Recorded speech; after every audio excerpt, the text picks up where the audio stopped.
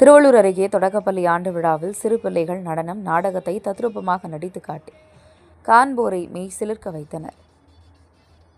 திருவள்ளூர் அடுத்த புல்லரம்பாக்கம் ஊராட்சிக்கு உட்பட்ட புதூர் கிராமத்தில் அமைந்துள்ள ஊராட்சி ஒன்றிய தொடக்கப்பள்ளியில் ஆண்டு விழா வெகு விமர்சையாக நடைபெற்றது. இதில் சிறப்பு அழைப்பாளராக வட்டார கல்வி அலுவலர் வீராகனை, மல்லிகா மற்றும் வட்டாரமாய மேற்பார்வையாளர் மீகாவேல் ஆகியோர் கலந்து கொண்டு மாணவர்கள் தங்கள் திறமைகளை வெளிப்படுத்தும் விதமாக திருவிளையாடல், நாடகம், பரதநாட்டியம், கரகாட்டம், வில்லுப்பாட்டு, பிரமிடு, சொற்பொழிவு உள்ளிட்ட பல்வேறு கலை நிகழ்ச்சிகளை தத்ரூபமாக நடித்து காட்டியதை கண்டுகளித்தனர்.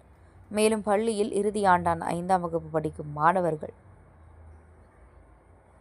பள்ளி தலைமை ஆசிரியர்களுக்கு நினைவு பரிசு வழங்கி மகிழ்ந்தனர்.